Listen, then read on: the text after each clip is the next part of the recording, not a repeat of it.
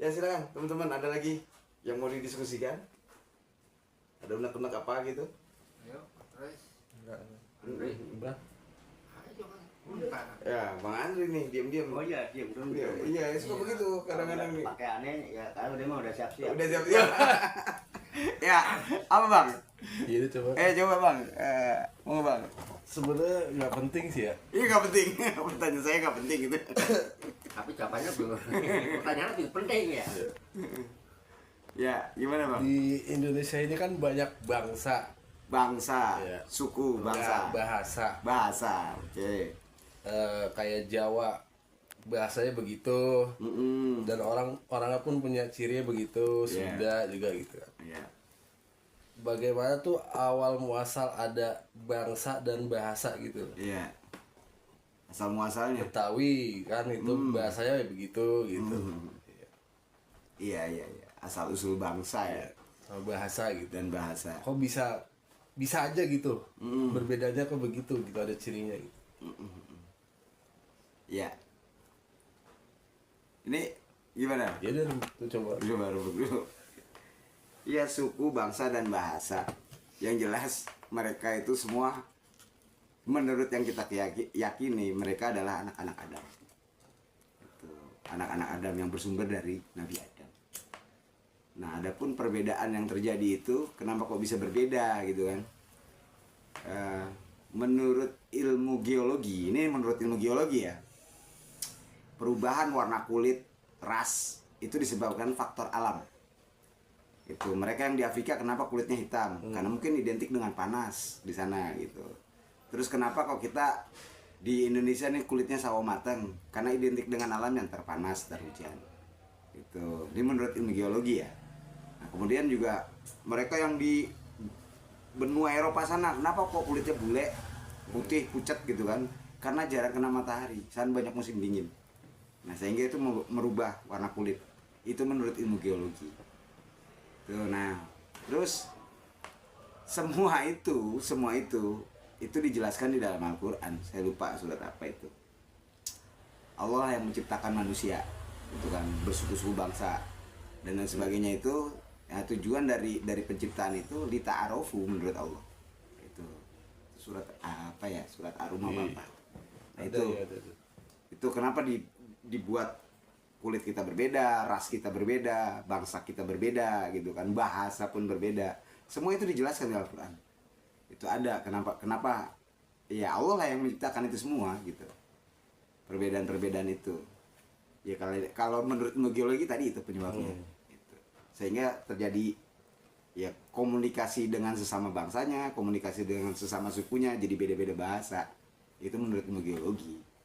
Itu bisa jadi saya salah gitu kan, bisa jadi saya salah. Sebatas itu yang saya tahu. Ya monggo yang lain mau menanggapi.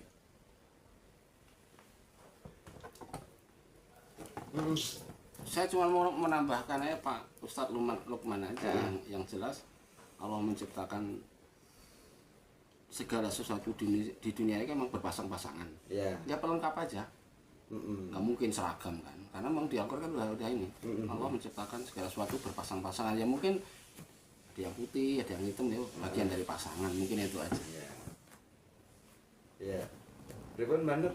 Ya saya terserah Allah aja lah. Terus apa aja dah. Allah menciptain apa gitu ya? Iya. Iya. Ikut. Ya. Mas Chris. Nggak ngerti. Nggak ngerti. Ngerti lah. Kalau Jawa kok. Nggak ngerti, no comment ini ya? Komen. No comment. Karena kalau berurusan dengan surat itu saya belum ngerti. Belum ngerti. Kalau ngomong takut salah. Iya. Bukan surat, bukan. Allah yang bikin. Salah. Iya, ya monggo. Ribon. Udah itu aja ya? Oh iya, baik. Dari Bang Andri punya pertanyaan, Pak. Ya pertanyaannya nggak penting gitu. Kan Indonesia. Iya.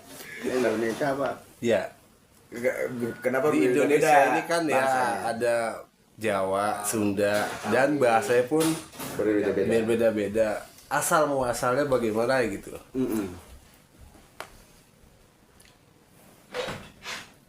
Ya asal muasalnya diciptakan itu. Iya. Bukan ada dengan sendirinya. Betul. Iya Mas. Bukan karena mataharinya terbit, bukan karena apa. Kulit hitam, kulit ini memang diciptakan ini kok harus ini kulitnya hitam, kulit itu karena diciptakan. Karena di Indonesia ini yang bule banyak. Jangankan orang, kebo yang bule aja nggak harus bule. Iya kebo bule. Banyak. Iya. Padahal mataharinya kan tertib, Tertib. stabil. Wah, nah esok yang terbit, sore tenggelam. Iya. Kebo yang bule aja ada. Ada. Dan orang bule banyak. Orang yang belang-belang juga banyak. Indonesia itu. Ora perkara matahari ini enggak. Enggak. Neng Londo kae, urip neng Londo kae cilik lahir iku banyak Ambon yang di Londo ya ireng ora putih. Hah? Iya. Londo ireng. Banyak. Iya, Londo ireng. Amsterdam tuh. Iya. Iya betul. Iya. Banyak orang Belanda, Indonesia. Dan mayoritas orang Ambon. Yang dulu ada RMS itu. Iya, Oh, iya. ireng-ireng. Maluku. Hah? Iya, Maluku, Ambon. Nah, iya. Ya kan? Kenapa? Ya jawabannya diciptakan. Biasanya aku naik ngomong nih Quran ono. Suku Jawa, suku Sunda, semuanya diciptakan. Makanya kalau hal-hal yang sifatnya ini kan pertanyaan umum ah. Iya. Enggak kudu agama ah. Mau ditanyakan cuma suku dan bahasa, suku bangsa dan bahasa. Ini kan bahasan umum kemanusiaan. Ini hanya bahasa kemanusiaan. Apa mau dijawab sama? Nggak usah, enggak ada hubungan dengan agama. Nah itu di Quran ada bunyinya gini. Ya ayuhan nas. Ya ayuhan nas. Wahai manusia. Ini umum. Biasanya ayat yang ya ayuhan nas namanya makiyah. Turunnya di Mekah. Enggak ya ayuhan ladina aman, orang-orang iman lah. Orang-orang cerita iman, cerita agama. Wis menungso nas itu. Menungso sing wis iso nalar. Ya, itu nas. Tapi basar wis menungso karena bayi juga bisa basar. Gulam. Basar dari fisik. Nah, kalau udah bisa nalar itu nas. Ya ayuhan nas wahai manusia. Inna sesungguhnya khalaqnakum. Aku Allah menciptakan kalian. Min dzakarin wal unsa. Dari jenis yang berbeda. Ono jenis laki-laki dan ono jenis perempuan. Manusianya tok aja sudah berbeda. Ada laki, ada perempuan. Ya nas inna khalaqnakum min dzakari wal unsa. Nah, dari jenis laki-laki dan perempuan yang berbeda ini waja'alnakum dan aku jadikan kalian ya suuban berbangsa-bangsa wakobailan dan bersuku-suku. Jadi kenapa di Indonesia ini ada suku Sunda? Maka diciptakan dari sesuatu yang memang berbeda. Tujuannya cuma satu. Tujuannya lita'arofu. Saling mengenal, saling kenal mengenal. Nah, supaya kita bisa saling mengenal ya antara suku bangsa itu diciptakan pula bahasa yang berbeda. Beda. Oh nek ngomongnya Kadieu Sunda, nek Doremak Madura, nek ya apa Surabaya Tuban. Nek piye ya piyeken ngono kae ya. Ya Wonogiri ya Solo ya. Nggih ta, Pak? Gitu. Kumaha Sunda. Itu macam mana ngono kae ya. Temana ngono kae barang kae ya. Beda-beda. Supaya kenal. Nah, terus bagaimana bahasanya itu? Siapa yang ngajarin? Ya enggak ada. Bagaimana bisa ada? Diciptakan. Coba deh perbedaan bahasa itu ketik adanya di surat apa? Kalau kita surat An-Nur. Coba An-Nur antara 19 sampai 23 aja lah dicari itu nanti ketemu itu. Wa min ayatihi. Wa min ayatihi. An khalaqalakum. Coba cari. Bangsa suku bangsa udah kejawab ya? Udah belum? Udah. Saiki bahasa. perbedaan bahasa.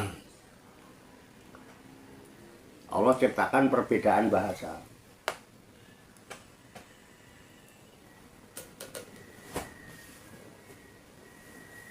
Ada pasti ada. Saya biasa kalau ngomong di Quran ada. Kalau tadi itu surat Ad-Dariyat kalau nggak salah. Ya Yuhanas, inna khalaqnakum min dzakari wa unsa wa ja'alnakum syu'uban wa qabaila lita'arafu. Inna akramakum indallahi atqakum. Udah saling kenal saling itu. Jadi jangan merasa paling mulia karena yang paling mulia itu cuman yang diukur dari takwanya, bukan dari suku bangsanya. Bangsa Arab kayak bangsa Jawa kayak bangsa Indonesia kayak bangsa Belanda semua ya sama, kita saling kenal. Nggak ada yang lebih mulia di antara hamba-hamba Allah ini. Yang paling mulia yang udah selesai. Gitu. Makanya Indonesia tetap Bani Adam ya mulia, tapi nek pengen luwih mulia, jadi yok turunane Nabi Adam sing takwa. Ngono lho, kan jelas ah.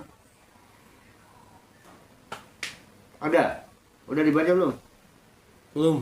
19 sampai 23. Ya, ntar cari adalah 19, 20, 21, 22. Nanti ketemu itu. Bukan Nur deh, Ar-Rum. Oh, Rum. Rum, Mbak. Arum. Surat berapa? Oh, ini udah. Rum. Surat ke-30 itu Rum itu. Kalau yang 21-nya saya hafal. Wa min ayatihi an khalaqalakum min anfusikum azwajan litaskunu ilaiha wa ja'ala bainakum mawaddata wa rahmah inna fi dzalika laayatin liqaumin yatafakkarun. Itu biasanya buat kalau pengantenan. Ya. Nah, itu lanjutannya nanti ada tentang bahasa. Ya. Wa min ayatihi lagi. Oh iya. Apa, coba? 22. Nah, dua-duanya piye? Wa min ayatihi khalqus samawati wal ard wa ikhtilafu alsinatikum wa alwanikum inna fi dzalika laayatil lil alimin. Lil alimin ya itu. Ya. Dan di antara tanda-tanda kebesarannya ialah penciptaan langit dan bumi, perbedaan bahasamu dan warna kulitmu. Sungguh pada yang demikian itu benar-benar terdapat tanda-tanda bagi orang-orang yang mengetahui. Yang mengetahui kan? Yang tahu dia dari apa? Kenapa berbeda suku bangsa? Kenapa berbeda warna kulitnya? Kenapa berbeda bahasanya? Karena diciptakan. Cari guru nih, ketemu. Siapa guru pertama bahasa Jawa yuk? Allah kan yang ciptakan. Iya. Sebelum ada bahasa, Allah pakai bahasa apa? Nggak ada. Makanya urusan dengan Tuhan itu tidak perlu kata-kata, tidak perlu bahasa, tidak perlu suku kata, tidak perlu huruf.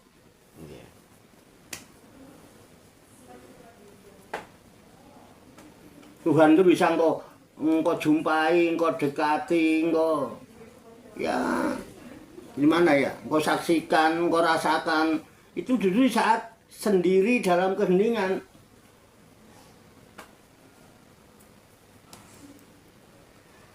Sama lah saya mikirin bahasa, mikirin orang ketemu malah bingung oleh ngapalno kalimatnya kan. Allahumma barik lana fi marojak, bima rojak tanah. Enggak jadi Allahumma dina fi manadait mah. Allahumma barik lana. Mergo mikirin bahasa. Meneklek anteng dah Gusti Allah. Itu hanya bisa disentuh oleh Gusti. Bagusing hati. Karena yang dibutuhkan hanya apa? Kelembutan dan kepekaan. Itu hanya ada dalam kesadaran. Kesadaran itu tumbuh dari kesendirian dan keheningan. Ada. Asline wong duwe bojo ora penak mergo ora iso dhewean. Masih keluyuran ngene no atine nyabang bojoku ngenteni apa dijak dolan ngono ya kelingan bojone. Makane wong nek dijak dolan terus selfie ngono dikirim nang bojone mergo det panjang jalan tuh kelingan Bojone.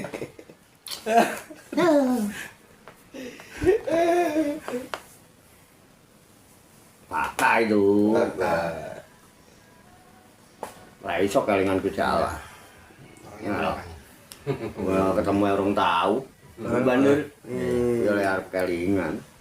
Kelingan bojo, kelingan anak. Itu yang menjadi masalah, menjadi fitnah, menjadi dikira anak bojo itu. Wah, nek sing kula ayun yo penak nek kula ayun. Nek jadi fitnah, jadi aduul lakum itu musuh bagi kamu. Mungkin orang asal golok aja.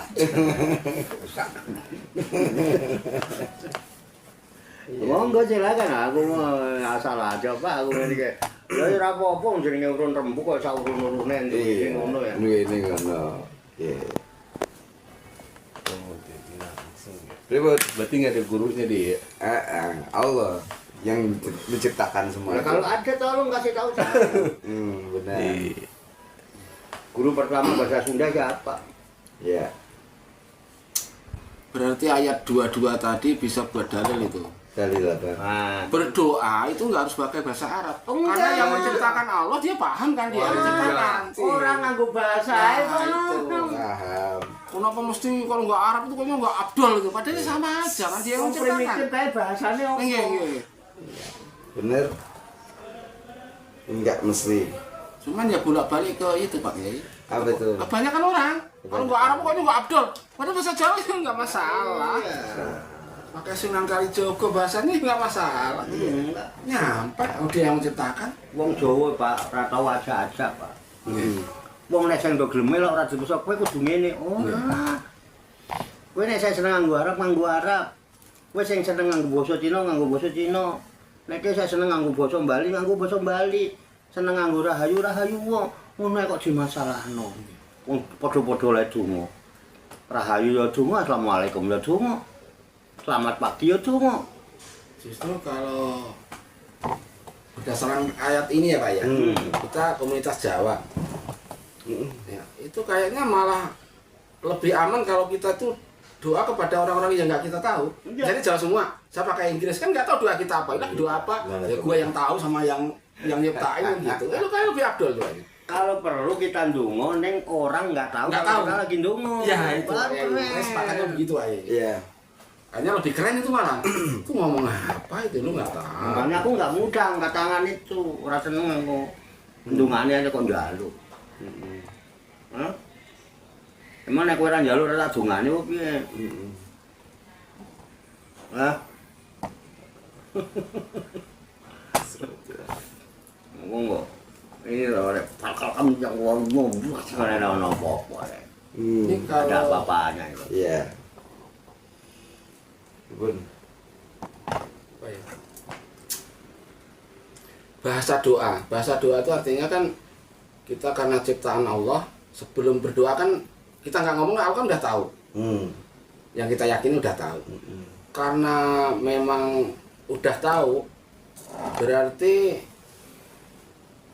titik temunya itu bukan di doa itu kan, menghadirkan kan, bagaimana supaya Allah itu menghadirkan kita, nggak berdoa Iya, karena doa itu harus kita, hadir. iya kita nggak berdoa kan Allah udah paham, kamu mau minta ini dia udah tahu, jadi fokus ke menghadirkan tadi kan, Iya. mengingat tadi, Iya. iya, Kalau jenengan nggak yakin Allah hadir, ya ora kabul. nggak kabul ya itu, ya itu karena memang Oh, yang mengabulkan doa itu Allah. iya, itu lebih ke apa ya, ke zikir tadi kan, zikri lebih ke ingatnya itu Tapi tadi, ingat, yang penting Pak. ingatnya, nah, ingatnya bukan di redaksi doanya. Amal ibadah jenengan sebesar apapun, sebanyak apapun, semuanya nggak diterima. Tapi nek aku mesti diterima. Itu sepakat ya. Karena inani itu anak. Ini Analog. Emang? Iya. Iya, sepakat. Oh iya piye to? Iya, sepakat kan? Nek aku mesti diterima. Iya. Nek amal ibadah sampean kabeh ora diterima. Kenapa? Gusti Allah ora butuh. Apa dikira Gusti Allah badhe nek sampean rajin ibadah? Terus apa nek sampean kabeh wong sak donya ora ibadah Gusti Allah rugi terus lengser ora jadi Tuhan. Allah nggak pernah lengser. Dengan kembeleran sampean. Sampean sing ngene dhewe. Sampean do iman kabeh sregep ibadah. Ora butuh aku ibadahmu. Makanya kan Nabi Muhammad mengatakan kalian tidak akan masuk surga dengan ibadah kalian. Amal ibadah kalian nggak masuk karena kalian tidak masuk surga. Ibadah model ngono wae. Itu swarga kon ndi. tapi masuk surga dengan kasih sayang Tuhan. Ini bagian dari kasih sayang Tuhan. Ini bagian dari kasih sayang Tuhan.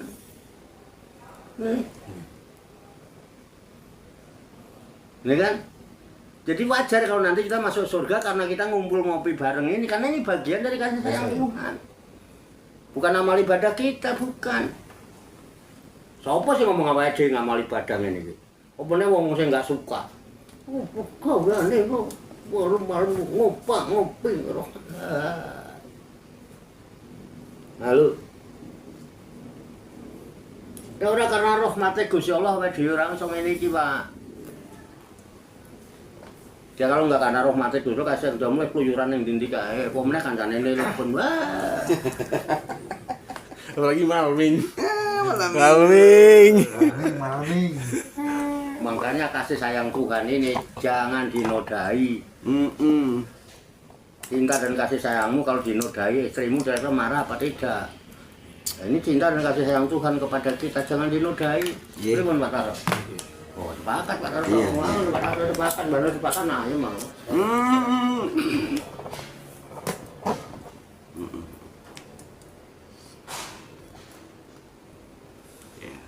Bener. Apa? Apa?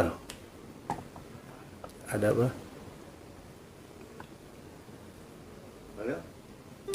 Coba. Ya. Berarti nasib takdir itu tergantung aku, ya kan? Kayak nggak akan terterima semua kecuali aku. Nasib takdir tergantung aku. Jadi gini Pak, dulu saya pernah tanya ke Pak Kiai waktu di bawah. Ini mungkin kurang lebihnya seperti itu pertanyaan itu Pak. Takdir sebelum kita lahir itu udah Dibacakan. udah. Allah itu udah mau catat apa istilahnya udah ada lah. Makanya dulu saya tanyakan, apakah doa kita itu bisa merubah takdir? Enggak. Ya kan? Makanya dulu kan pernah saya tanyakan seperti itu karena saya tanya itu karena kan ada yang berdoalah, mintalah segala. Padahal kita itu semuanya itu udah disiapin. Nah, ya kan tergantung. Kita itu udah disiapin. Apa yang kita butuhkan itu udah ada. Tergantung cara kita Ya. gerak. Kita mau makan ada semua. Tapi ya nggak mungkin kita duduk kecuali orang sakit. Tahu-tahu ditekani kan kita harus berusaha. Gitu. Makanya dulu pernah ini saya tanyain ke Pak Kiai. Ya, pas depan saya tanyain. Ya. Ya, Pak Kiai juga waktu itu sepakat memang ya jawabannya kayak gitu karena ya memang jujur saya nggak pernah minta kamu nggak pernah.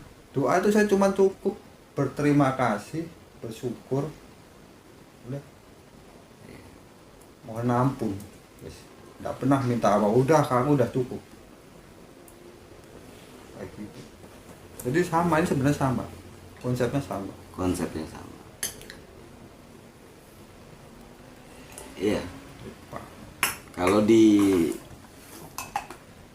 apa kitab hadis arba'in itu Mbah, ya sehubungan sama takdir tadi ya.